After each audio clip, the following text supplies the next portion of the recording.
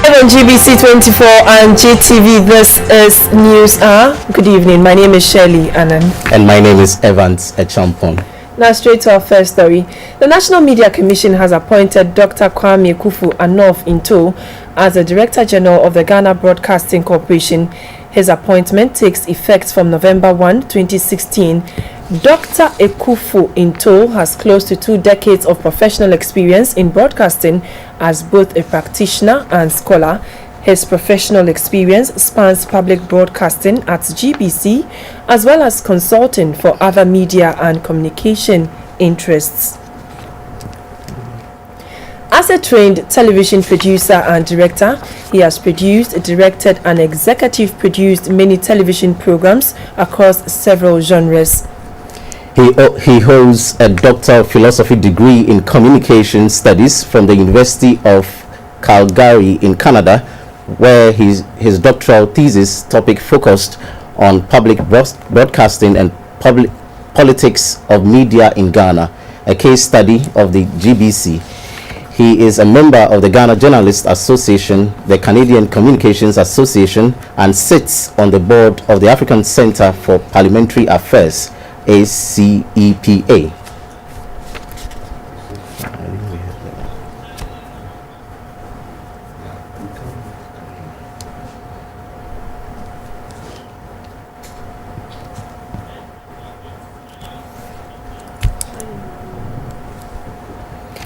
An Accra High Court has struck out the suit filed by the presidential candidate of the National Democratic Party NDP, Nana Konadu Agyeman-Rawlings, challenging her disqualification by the Electoral Commission. The court also awarded a 10,000 cedi cost against the disqualified candidate. According to the Radio Ghana correspondent at the court, the presiding judge, Mr. Justice George Kumson, in his ruling, said the court took the decision because Nana Konadu adopted the wrong procedure in coming before the court, which renders the suit incompetent. Mr. Justice Kumson indicated that the applicant was wrong in applying for both judicial review and an enforcement of fundamental human rights in the same breath. Meanwhile, counsel for Nana Konadu, Ace Ankoma, has said he will file a fresh suit on behalf of his client.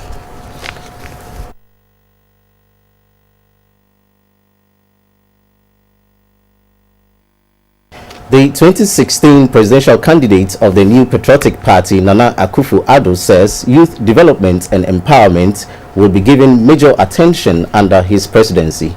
He is therefore appealing to the youth in the country to vote for him in this year's election.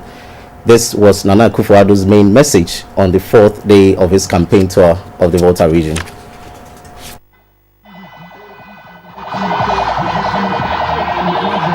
The NPP is currently drawing the crowd in the Volta region, which is an NDC stronghold. Nana is on a 5-day mission to sell his ideas to the people of the region to get their votes on December 7.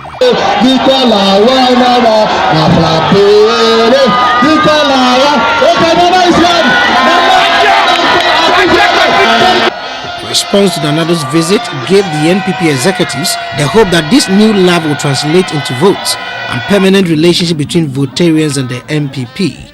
The campaign trail visited the Akan constituency and paid a courtesy call on the traditional authorities. After that, Nanado addressed a rally urging the youth to reject the NDC.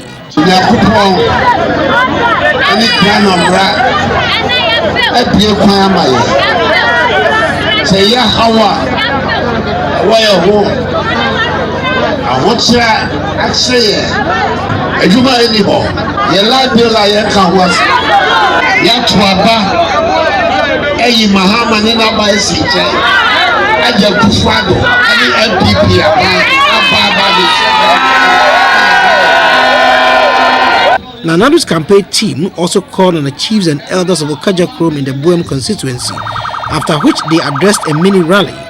Not even a downpour deterred the people from waiting to hear Nanado's message of hope.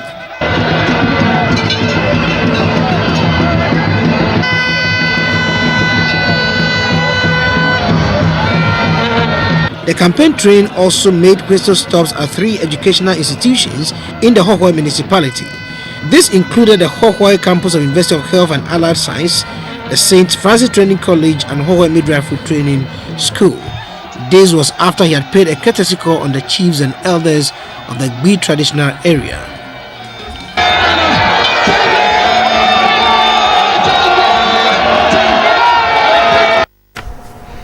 Now, President John Mahama has pledged to continue to work to improve on conditions in the eastern region. Addressing a rally in the Lower West Achim constituency, Mr. Mahama said roads in deplorable condition and youth unemployment will be positively affected under a wider scheme of economic transformation and livelihood empowerment. Napoleon Atukito reports. Residents of Asamankese were put in expectant mood as news went round that the president was coming. They therefore lined the streets in wait of the president's arrival. The crowd was agog when President Mahama finally got to the town. The convoy of the NDC campaign team was completely overwhelmed by people, but the president braved the odds as he emerged from the open top of his vehicle to acknowledge the cheers. They all settled at the Asamankese lorry station, where the NDC campaign team explained its policies and development agenda to the people. The president said what government had done in the past 4 years is to respond to the specific needs of each place and constituency. Thus, water, electricity, roads, jobs, schools, markets and other social amenities have been extended across the country. To him, the bad roads in the eastern region, for example, are indicative that the MPP, which derive votes from the eastern region, had failed the region in its 8 long years in office. He said by the time he leaves office, the people of the eastern region will have seen a remarkable development in their roads. President Rawlings of the year in the every year and occasion at home. Pepesa, Olija, and a Mampini for Day. Also, get a day, and the new baby, and the Jama of some mills, get papa when you're the baby for. And also, a crack or yea, and also the group of Pensobi, and we are made a friend acquired of Gramani Mama, or the same. The president takes his campaign tour to other Achim areas and Kwewu. Napoleon Atukito reporting. Mr. Jacob Osei Yeboah, an independent presidential candidate in the 2016 general elections, says he would form a government of national unity if elected. He said this on GBC24's current affairs program, iBlogger.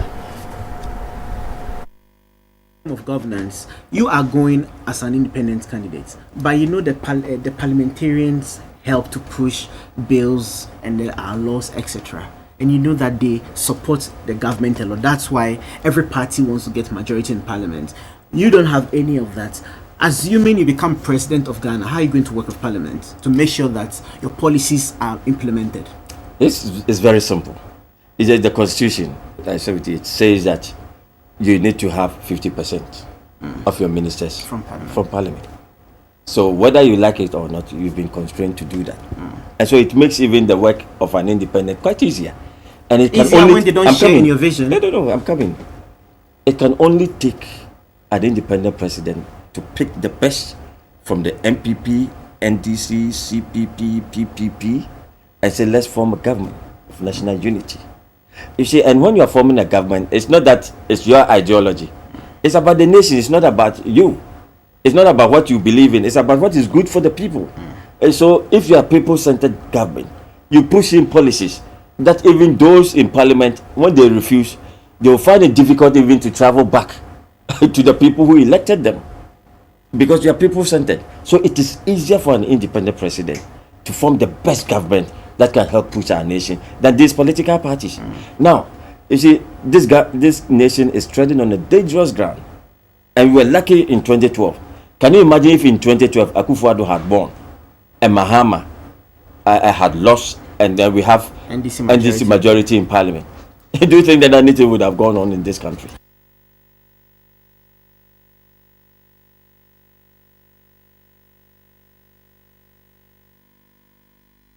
A forum on the state of preparedness of the police to ensure peaceful elections has taken place in Accra. It was organized by the Institute for Democratic Governance, IDEG. It's barely 6 weeks to the elections, and various institutions are adding their voice to the need to secure the political conditions for peace. At a forum organized by the Institute of Democratic Governance, IDEC, on the state of preparedness of the police to ensure peaceful elections, key stakeholders drummed home the need to champion electorate education. This, they believe, will reduce the tendency to trigger poll-related violence. The police says Ghanaians should not harbor fear as long as they abide by the law. Our aim is to reach out as widely as possible to all stakeholders and to ensure that we all commit ourselves to peaceful elections, even in the midst of enforcing the law. Much as we go in for dialogue, it doesn't mean that the laws will not be enforced. The executive director of IDEC, Dr. Emmanuel Akwete, urged citizens to assist the police and also participate fully in making sure the elections are free and fair.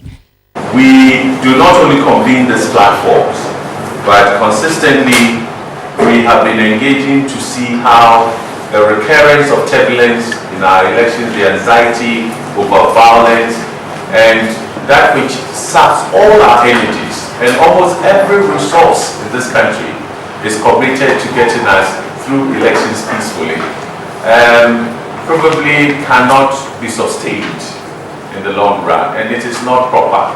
We should enjoy our elections. We should go to it to cast our votes and express our will without fear, without favor, and I think we're capable of doing that. The forum sought to get the assurance of the security agencies and the National Security Election Task Force that Ghana would have a peaceful election and its outcome would equally be credible. Ghana's lawmakers on Thursday passed the Local Governance Bill to establish a local government service. The local government service will provide for the establishment and administration of the District Assembly's Common Fund and regulates planning procedures of district assemblies across the country. Thursday's sitting in the chamber, which started at 11 a.m., focused on a number of issues but laid more emphasis on the local governance bill. Ghana's local government system received attention in 1988 with reforms with the core aim of delegating powers at the district level. As Ghana continues to grow in its part of democracy, there is the need to deepen it further to make governance more accessible and participatory. Governance experts say effective local government system boosts development and ensure accountability. The Local Governance Act will define, coordinate, facilitate, monitor, and supervise internal audit activities within the district assemblies and for related matters. The House deliberated on issues as to who should represent in the local council and some challenges in conducting district assembly elections. Last year, for example, the election was held, the district assembly election was held on 1st of September. And therefore it is expected that in 2019, we expect another election to be conducted, another district assembly elections to be conducted. If for some reasons, as I indicated, an assembly was not able, or the electoral commission was not able to conduct elections from 1st September and did it later. If by 1st of September 2019, that assembly is unable to do 4 years, it means that it will spill over into the ensuing year. It means that assembly probably, if it did 3 years, that assembly's life will end in 2020. In view of this provision, that elections to the district assemblies shall be held every 4 years. What happens to that particular circumstance? How would that be addressed? We should be careful we don't open the floodgates. We should be careful we don't open the floodgates. So that, for whatever reason, instead of electing the members of the assembly or instead of the EC conducting elections, we'll be waiting and they'll say that after all, even if they serve 1 year, we can dissolve it. Then would you be really running an assembly? The law is saying that they should serve 4 years. Why are we giving reasons why we think that they cannot serve the 4 years, but it should be contemporaneous. So if some assembly will serve 4 years, another 2 years, another 1 year, then you say they should all be dissolved. Which one will we be applying? Under this constitution, please, we should be very careful. We should never entertain such an idea. The House also paid attention to Narcotics Control Commission and sports bills. Sitting was adjourned to Friday, October 28. Still on Parliament, yesterday the House passed the 2016 Presidential Transition Bill, a legislation that seeks to make the transfer of political power very flexible. The bill was passed after amendments were made to some loopholes identified in the 2012 Transitional Act 845. And suffer the penalty for it. So help me God. So help me God. A presidential transition or changeover of government administration may be slow or complicated depending on some peculiarities. When Act 845 was first implemented, some challenges were experienced. Even though the Act makes provision in Section 1 for the transfer of power to an incumbent president re-elected for a second term, it is vague in some respects. In the case where an incumbent is re-elected, Act 845 simply states that the president shall designate members of the transition team. However, a limit was not put on the size of the transition team. Also, Act 845 did not make provision for the tenure of office of the transitional team. The amendment to the 2016 Transitional Act is expected to ensure a smooth presidential transitional process. The Right to Information Bill 2016 was also read for the second time. The House is expected to expedite actions on its passage to provide easy access to relevant information needed by the citizens to ensure transparency and accountability, which are important tenets of good governance. The House accordingly amended some proposed clauses. Business news is next. Please stay with us.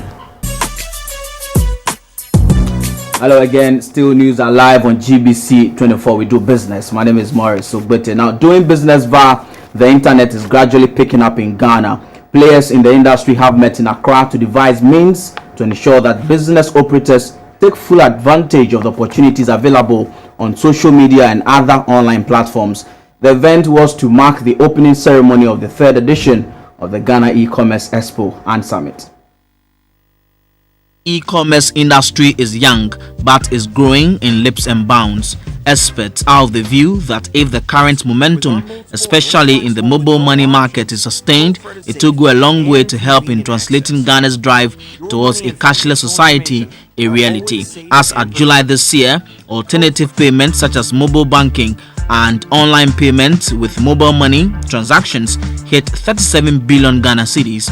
This is more than 118% growth in value since July 2015. The Ghana E-Commerce Expo and Summit was to coach online businesses in Ghana on how to scale up their operations and take advantage of the lucrative e-commerce industry.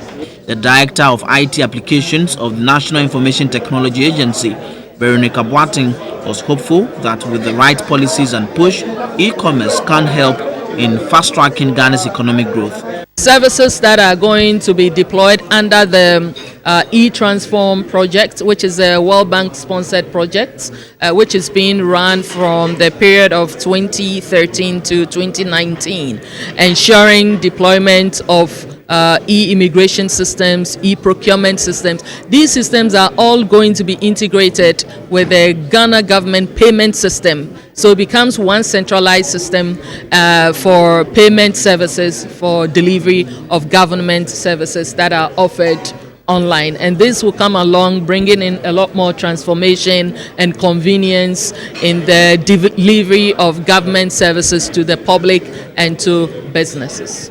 The chairman of Ghana.com, Professor Ni Naku Kweno, said policies must be put in place to address the issue of cyber attacks, which is one of the threats to the e-commerce industry. The people who provide the services that interface directly with the users have a certain role to play, and by being responsible and as well as being neutral. Likewise, law enforcement also has a role to play in determining those who are causing difficulties for the use of the internet and making sure that they stop that behavior. The event saw the exhibition of various Ghanaian online solutions and products by companies in the e-commerce industry.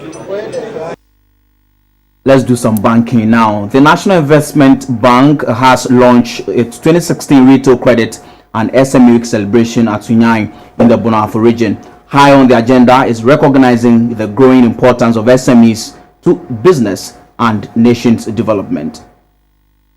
In Ghana, more than 84% of all registered businesses fall in this category of the SME sector, with a similar proportion of the industrial sector making it into the same category. The sector is essential for several reasons, including creating jobs, supporting the agricultural and primary commodities subsectors, and also generating foreign exchange for the economy when a good chunk of the SMEs build up competitiveness and capacity to play in the global or regional marketplace.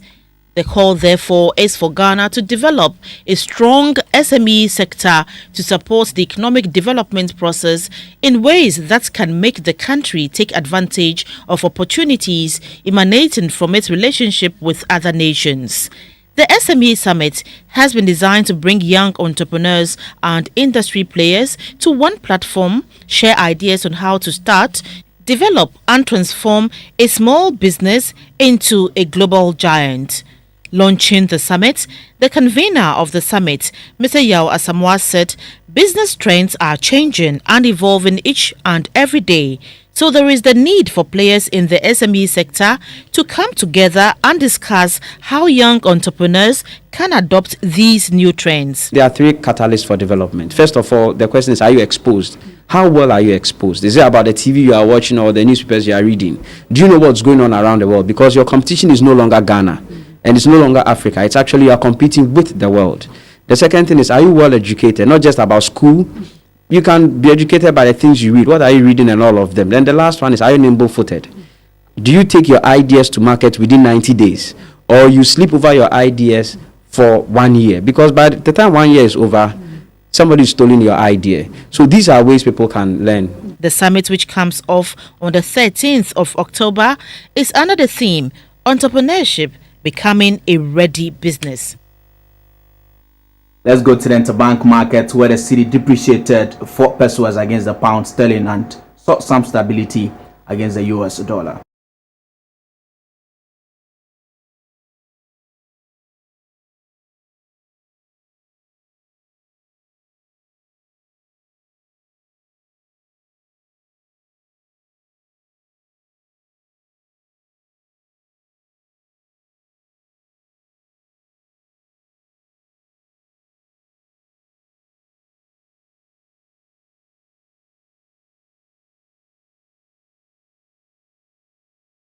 On the international commodities market, light crude is trading at $49.20 per barrel, while cocoa is trading at $2,742 per ton on the market.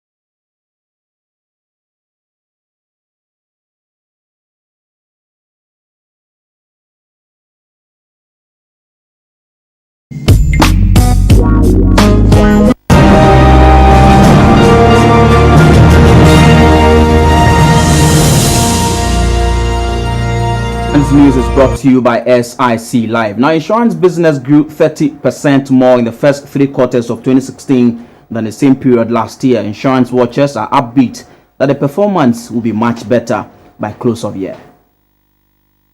How has the insurance industry behaved since the beginning of this year, and what have been the key variables that have shaped the insurance industry this year? I think that this year there's been significant growth in the premium income, I think as at the second quarter, the growth comparable to 2015 was about 30%, which is not bad. About 25 to 30%, which is not bad. The key variables, number one, is the revised premium incomes. We are applying a new minimum premium income. So, yeah, which it is now illegal for you to charge premiums below a certain threshold, else you'll be fined by the regulator. The no premium, no cover too has come to add to it. And there are other insurances like compulsory, fire and all that. All these have come in to shape the growth of insurance for the year. And definitely you will see that by the end of the year, it will be a significantly better year than the previous one. Right, so let's talk about no premium, no cover. What really has it brought to the insurance industry? It has brought liquidity to the insurance industry. Insurance companies now have money. Hitherto, they used to operate on paper. You can write business of 100 million and collect just 10 million. Now, if you write 100 million, you have to collect 100 million. So there's a lot more money for them to do so many things, pay claims and others. You're welcome back. It's time to do some health news brought to you by FPAC. Now, 5.5 million out of the 27 million people in Ghana are said to be eating but not having the right nutritional balance. The effect of not having food necessary for health and growth, when computed, translates into about 2.6 billion cedis. The revelation was made at the celebration of the 7th African Day for Food and Nutrition Security in Accra. The 7th African Day for Food and Nutrition Security was observed in Ghana with the launch of the Foresight Report, which was codenamed Food Systems and Diets Facing the Challenges of the 21st Century. The report is a joint project by the Global Panel on Agriculture and Food Systems for Nutrition and the John Ejikun Kufuor Foundation. The Global Panel of Experts hopes to change the nutrition narrative by the year 2030 by ensuring that the food made available for the public is safe from the farm to the dining table. It also seeks to ensure improvement in quantity and quality in global diets. Some highlights of the 2016 Foresight Report included the fact that the world is facing a nutritional crisis with approximately 3 billion people either underfed or overfed. In the case of Ghana, about 5.5 million adults have been identified to be malnourished, and this is a border to the expect. Poor diet is now accepted as the single most important contributor to diseases in the world. It is greater than the combined effect of unsafe sex, of drugs, of tobacco, and therefore it becomes very important. Diet-related diseases are galore. The hypertensions, the diabetes, the cancers, and so many others. According to the Foresight Report, for Ghana to come out of this challenge, the country needs to adopt an immediate stopgap measure to prevent the danger from spreading further. Professor Matilda Steiner Esiedu is an associate professor at the Department of Nutrition and Food Science at the University of Ghana, proposes some intervention. We need to educate our farmers and let them understand, and then they can also work better. And when it comes to the on-farm practices, that is where the safety comes in and affects the quality of the foods that all of us buy. Yes, they lack the knowledge in food safety. So they are spraying all kinds of things on the foods that we are eating, and honestly, most of them don't eat the foods that they sell to us. Although the report acknowledges the fact that great progress is being made in Ghana and across Africa, the report estimates that if business continues as usual, there will still be 216 million undernourished people in sub-Saharan Africa by 2030, with an obesity rate expected to reach 17.5% of the total population. Reporting for GBC24, Gifty Ajayi, Accra. Now, the discovery of a huge fake sanitary towel operation in southeast China has prompted fears about the possible impact on women's health. Police say they have arrested 2 suspects believed to have produced millions of the fakes in dirty facilities. The fakes are thought to have gone on sale across China since 2013. Chinese authorities have warned against buying discounted products, saying there could be serious health risk. The Public Security Bureau seized fake sanitary towels with a resale value of more than 40 million yuan, equivalent to $5.9 million, in a factory with no disinfection facilities. The fakes were then sold to supermarkets and under the trademarks of leading Chinese brands such as ABC or Whisper.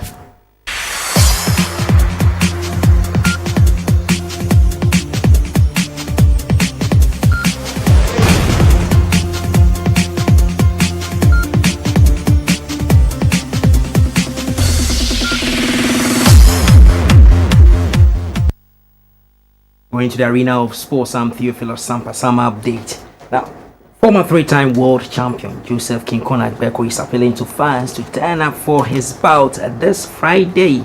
Fight for Peace will see Agbeko clash with his Tanzanian opponent Haji Juma in a bantamweight contest. The bout has been fixed for this Friday, October 28 at the Accra Sports Stadium. After postponing the bout on 2 occasions, former 3-time world champion Joseph King Kong Agbeko says all is set for a showdown this Friday night at the Accra Sports Stadium. Very importantly, I would like to plead with all Ghanaians, especially my loyal fans, on behalf of me, Joseph Agbeko, and my team, Fresh King Entertainment. We apologize for few postponement of the fight, but the fight will finally happen. So I'm sorry. We are all sorry for all those change of dates, but the fight is happening this Friday, so I expect my fans, all boxing fans, to turn out in their numbers to support the event. We are all pushing for Ghana boxing to grow. We're pushing so I can also become a champion again. The bout was first set for August 27, but had to be rescheduled because it clashed with a gospel musical concert at the Accra Sports Stadium. It was then slated for Friday, October 14, but again called off at the 11th hour. Agbeko intends using the bout to promote peace ahead of the 2016 general election. The King Kong is going into this super bantamweight contest with 30 wins and 5 losses.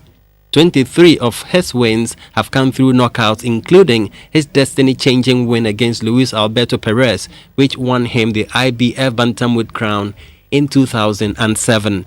A member of the Ghana Boxing Authority's promotional committee, Alhaji Murtala Tawfiq, said preparations for the bout is complete. The fight is coming on Friday, 28th October. Inshallah, the fight will be live at Accra Sports Stadium here. Juma, on the other hand, has 16 wins, 8 losses, and 5 draws. Agbeko moved up to the super bantamweight division after defeating the Colombia's Luis Melendez to annex the IBO bantamweight belt in 2013 in his homeland. Let's go to England for a flashback of what really transpired in some of the games played in the English FA Cup, and Manchester City lost to Manchester United at the Old Trafford, and the goal was scored by Juan Mata. And Chelsea have been kicked out of the EFL Cup. They lost to Andre Ayew's West Ham by 2-1. They're still with the English FA Cup, where Southampton are through to the Cup. Round 4, they beat Sunderland by a goal to nil.